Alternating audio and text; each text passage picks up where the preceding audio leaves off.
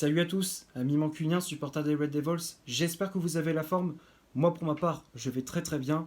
Aujourd'hui, on se retrouve pour le débrief du match Manchester United-Everton. C'était une rencontre qui comptait pour la 28e journée de Première Ligue. Victoire des hommes d'Eric Ten Hag, 2-0 à Old Trafford. Bruno Fernandes avait ouvert le score à la 12e minute de jeu sur penalty. Et la 36e, Marcus Rashford fait le break également sur penalty. Et avec ce résultat, les Red Devils se relancent après la défaite face à City le week-end dernier. On devait absolument prendre les 3 points face au Toffees pour essayer de se remettre sur de bons rails, de retrouver la confiance. Et c'est ce qu'on a fait.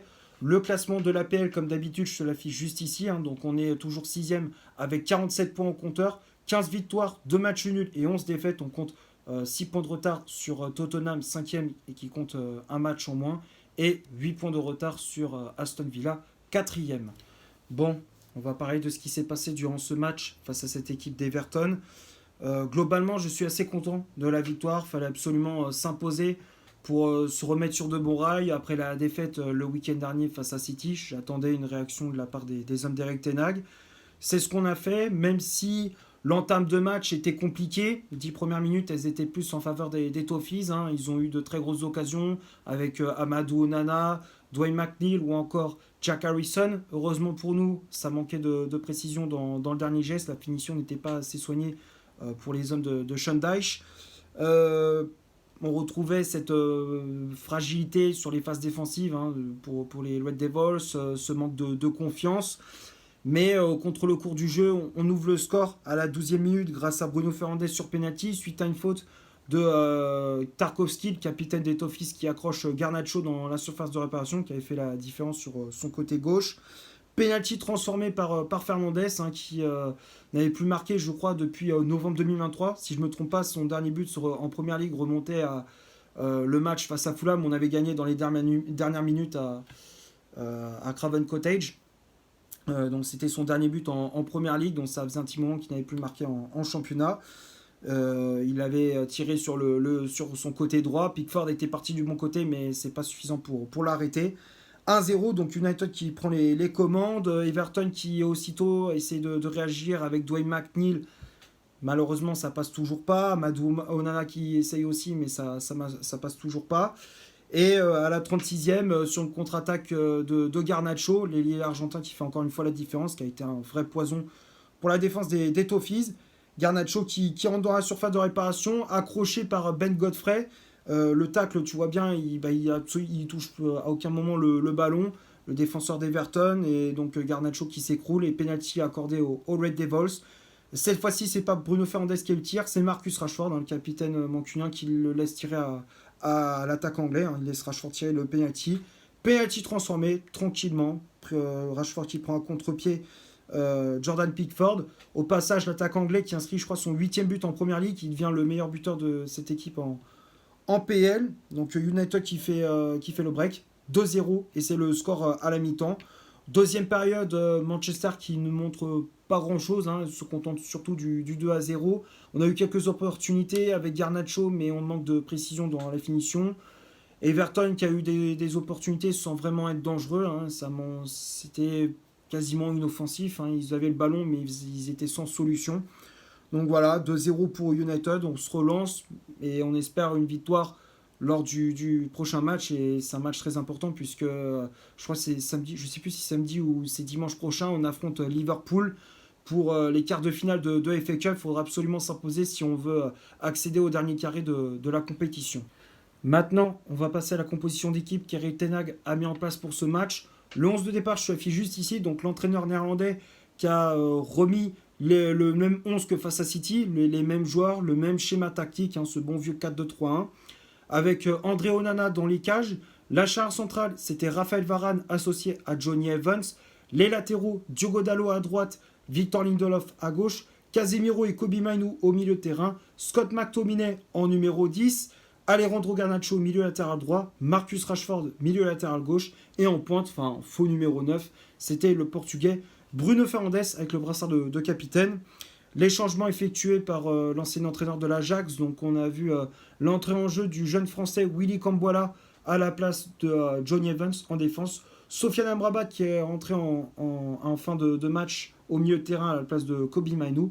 Et pour finir, le Brésilien Anthony à la place d'Alejandro Garnacho. Bon, que dire sur ce 11 de départ. Bon, au début, je t'avouerai que dès que j'ai vu le 11 de départ, j'avais pété une pile parce que je me suis dit, mais là, il a tiré aucune leçon de la défaite face à City. Je me suis dit, mais il refait son schéma tactique suicidaire où il te met McTominay en numéro 10, Bruno Fernandes en faux numéro 9. Je me tirais les cheveux. Franchement, j'étais fou quand j'ai vu la compo. Je me suis dit, mais il fait du grand n'importe quoi. Il continue, il veut se suicider. C'est pas possible.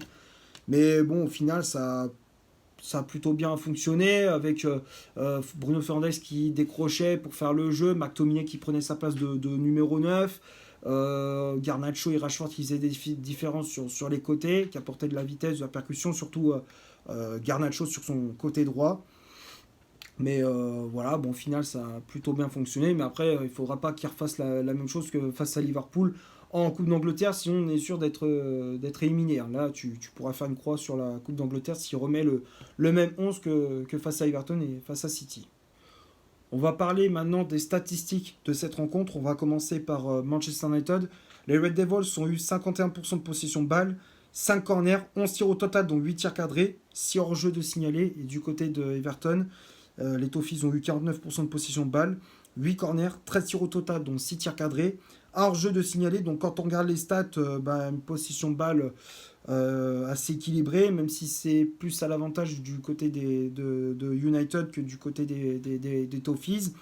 En termes d'occasion, c'était également équilibré, même si Everton en a eu un petit peu plus, mais ça manquait de précision dans le dernier geste. C'était en manque de créativité, en manque d'idées sur les phases offensives, mais voilà, United qui a fait la différence, mais c'est une affaire de penalty ce match hein, de toute façon. Donc voilà. On va parler maintenant des tops et des flops de cette rencontre. Alors, comme d'habitude, hein, les tops et les flops, je les affiche juste ici. Donc pour moi, l'homme du match, personnellement, parce qu'il y en a qui disent oui, c'est Garnacho l'homme du match. Personnellement, pour moi, c'est pas Garnacho, même s'il a fait un très bon match, hein, Garnacho, c'est pas ça le problème. Mais pour moi, c'est Bruno Fernandes. Fernandes, pour moi, c'est l'homme du match, puisqu'il a été buteur, il a créé beaucoup d'occasions, il a fait beaucoup de décalage à droite pour Garnacho, à gauche pour Rashford, il a fait beaucoup de replis défensifs également, il a un peu tout fait au milieu de terrain et même en attaque. Il a été très très bon, Bruno Fernandes, il a fait le job. Il a fait le job, pour moi, c'est lui qui méritait plus ce titre de man of the match. Donc pour moi, Bruno Fernandes, c'est l'homme du match, personnellement. Donc c'est pour ça que je le mets dans les tops. Le deuxième top, bien évidemment, deuxième plus gros top, c'est Alejandro Garnacho, qui a été très très bon, qui a provoqué 2 pénaltys. Il aurait pu avoir un troisième s'il y avait une main de Mykolenko qui a été accordée, mais bon, l'arbitre a joué les aveugles sur cette action. Donc voilà, sinon à part ça, Garnacho a fait un bon match, même si il y a toujours ce petit problème de finition où à chaque fois il tergiverse de trop. Mais voilà, dans l'ensemble, il n'a pas été mauvais. Il faudra juste qu'il règle ce petit problème-là, parce qu'à chaque fois, dès qu'il rentre dans la surface, il tergiverse, il réfléchit trop au lieu de frapper avec instinctivement, enfin automatiquement, il frappe pas, tu sais, il prend pas sa chance. C'est ça qu'il doit régler, mais voilà, dans l'ensemble, il a pas fait un mauvais match. Rashford non plus, qui n'a pas été mauvais. Après, le seul joueur que je mettrais vraiment dans les flops, c'est Casemiro. Casemiro qui a perdu beaucoup de ballons au milieu de terrain, il y avait beaucoup de déchets dans son jeu. Un peu en dessous par rapport à d'habitude, un peu déçu de la prestation du milieu brésilien. C'est pour ça que je le mets dans les flops. Hein. C'est pas le meilleur match de Casemiro cette saison. Et voilà, après le reste, je vois pas d'autres flops. Même les remplaçants, ils n'ont pas été mauvais. Kambola qui a fait une entrée en jeu assez correcte. Amrabat, il n'a pas été mauvais. Et puis Anthony non plus.